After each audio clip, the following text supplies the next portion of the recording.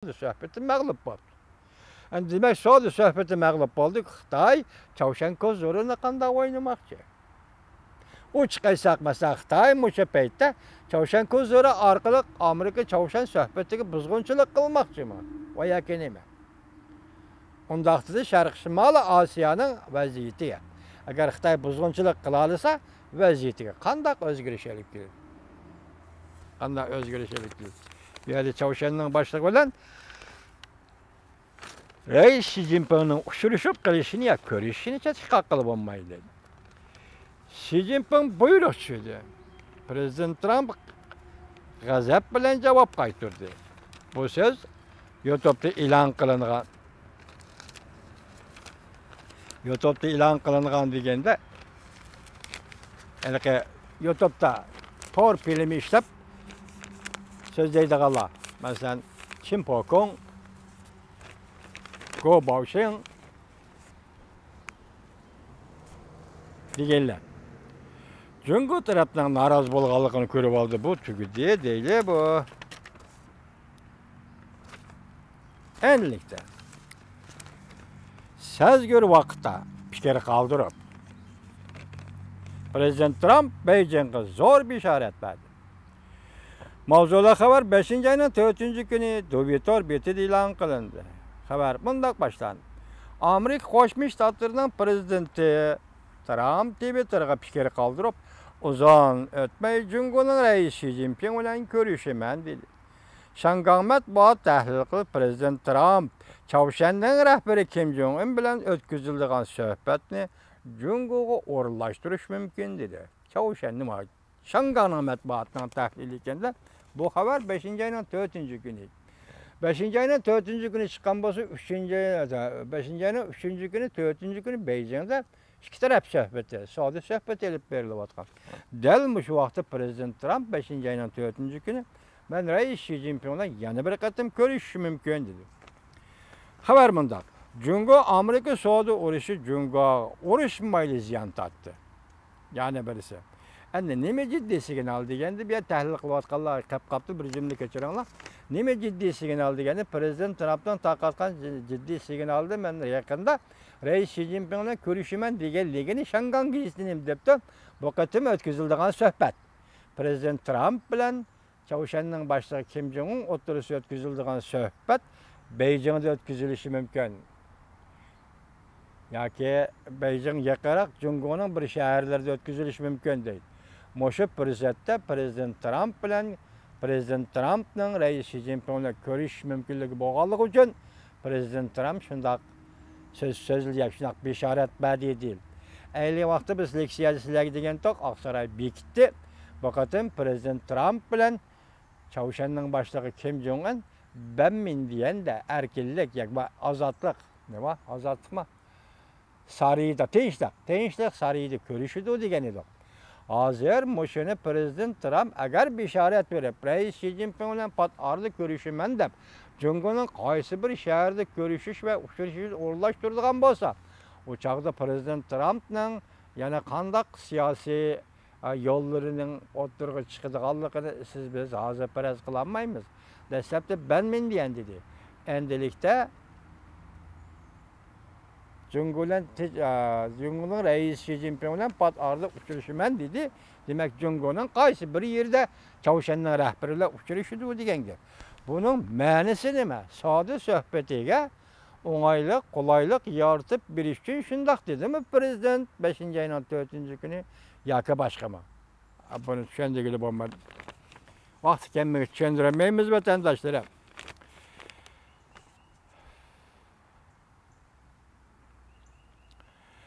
Jungo Suudi urushi qilmay turib uqtirib etdi. Xi Jinping vaziyatni qanday o'zgartirdi?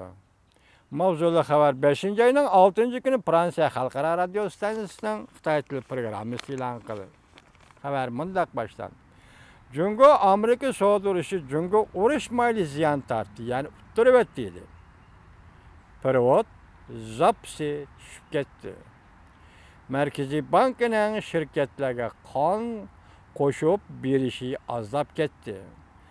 Jungo iqtisodiy ichki tashqi jihatda xatarga duch kelgan mushundaq paytda Reis Xi Jinping qandaq yuzlanish kerak? Mushu paytga yoki mushu yuzlanishga Reis Xi Jinping qandaq yuzlanish kerak? Biz Mingji Huopei programmamızın riyasetçisi Holan Hanım'la söhbet teklif kıldık deydi Fransiya Halkara Radyo Stansiyasının muhbiri.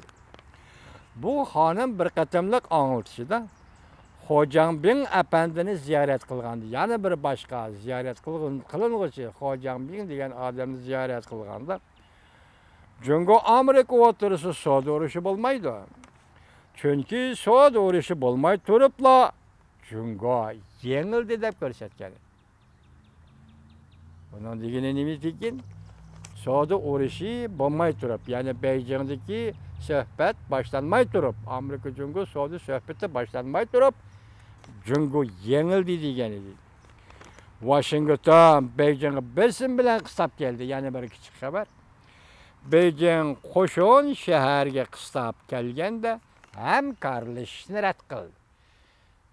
Demak, qaysi hamkorlashishni rad qildi? Beijing Chavshan masalasidami? Amerika Jungo savdo masalasidami? Yoki boshqa yana masalalar bormi? Bu bizga noma'lum. Washington Beijingni qistab keldi. Ya'ni qo'shon shaharga qistab kelganda Beijing hamkorlashishni rad qildi. Bu hamkorlashadigan turning nima ekanligi yana ma'lum emas. Hamkorlashishni rad qildi deydi. Bu yerda hamkorlashish ayni vaqtda biz sizlar ko'rsatgandek raqobat bo'yicha bo'ladi. Raqobatlashish nima? Hamkorlash bo'yicha bo'ladi degan edi. Hozir bu yerda hamkorlashni rad qildi deydi. Endi yana bir xabar. Oqsaroy Prezident Trump Amerikaliklarning Jungoliklarning siyosati to'g'ri bo'lishini talab qilganligini, to'sqanligini qo'lladi. Prezident Trump qo'lladi. Mavzuli xabar 5-oyning 6-kuni Amerika ovozini Xitoy til programmasi e'lon qilindi. Xabar mundaq boshlanadi. Oqsaroy bayonotchisining ishxonasi Jungoning siyosati to'g'ri bo'lish talablari to'g'risida 4-oyning 5-kuni bayonot e'lon qildi. To'liq tekshirib tugandikilar. Amerika Qo'shma Shtatlarining prezidenti Trump Amerikada siyosatda to'g'ri bo'lish qiliqlariga qarshi turdi. Amerikaning ichki qismida ham prezident Trump siyosatda to'g'ri bo'lishga qarshi turdi. Bu siyosatda to'g'ri bo'lish degan so'zlarning ma'nosi intayin keng bo'lishi mumkin. Masalan, biz diplomatiya jarayonida, diplomatiya sohasida Jungoni ranjitib qo'ymaylik. Masalan, Tibetni, Uyg'urni tilga olganda Amerika Davlat Majlisi yoki Amerikada olimlar Tibetni tilga olganda Jungoni ranjitib qo'ymaylik. Masalan, davlat rahbarlari ziyorat qilishdan burun ko'rishib degidek yoki fikr qo'yib, talab qo'yib Jungoni ranjitib qo'ymaylik degandek shundoq Amerikacha ranjitishlarning hammasiga Prezident Trump dastlabdilar, vazifaga o'ltiriblar, bir necha kun o'tgandan keyin ifoda bildirib, qarshi turganligini bildirgan. Endi bu yerda nima deydi? Jungocha siyosatda to'g'ri bo'lish. Xabar. Oqsaroy bayonotchisi mundaq. Amerika Qo'shma Shtatlarining prezidenti Trump Amerikada siyosat to'g'ri bo'lish qiliqlariga qarshi turdi. Prezident Amerika xalqi bilan birlikda Jungo Kompartiyasining Jungocha siyosatda to'g'ri bo'lishini Amerika shirkatlari va Amerika fuqarolariga tengishini cheklaydi. 4-25-kuni Jungo Aviatsiya boshqarish idorasi 36 chet davlat aviatsiya shirkatlari xatab etib, jumladan Amerika Aviatsiya shirkati qatorliq shirkatlarga xatab etib, bu shirkatlarning to'rbatlarida ilon san'atlarida Tayvan va Oman, Shangang qatorliq joylarning ismini ataganda Jungo Kompartiyasining talablariga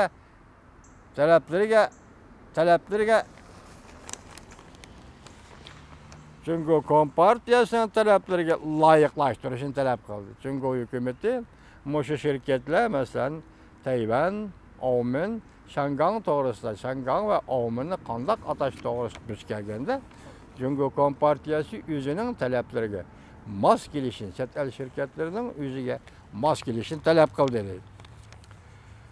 Amerika grajdallari Jungo Kompartiyasi kun sayin o'rlayotgan Jungo Kompartiyasi a'zolarining siyosiy qarashlarini Amerika grajdallari va xususiy shirkatdagi tengish yuzlanishning bir qismidir. Bu talab Jungo hukumatining qo'ygan talabi bir qismidir.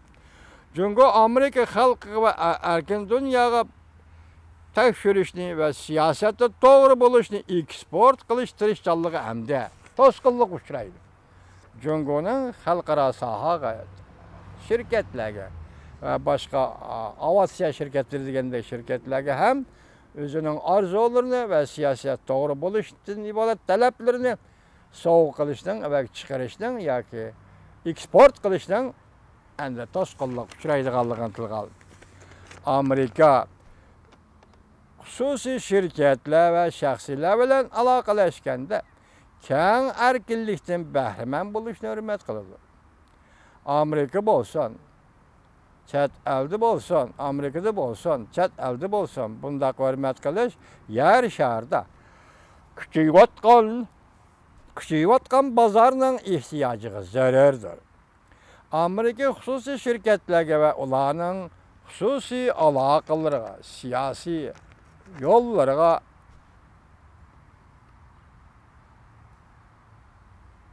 xususiy shirkatlarning aloqalarida va ma'lum joylarning nomini atashga to'g'ri kelgan vaqtda ularga alayda so'z ishiltsan deb majburlash va buni majburlashga Amerika Qo'shma Shtatlari qattiq qarshi turdi.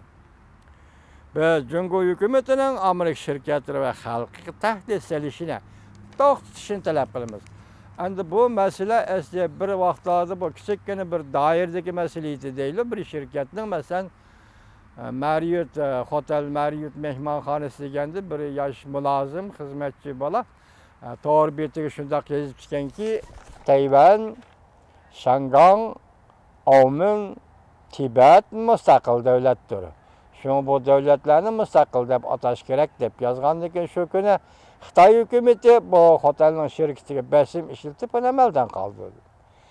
Endilikda Mayakaga vaqtida Jungo hukumati hozir Tayvan,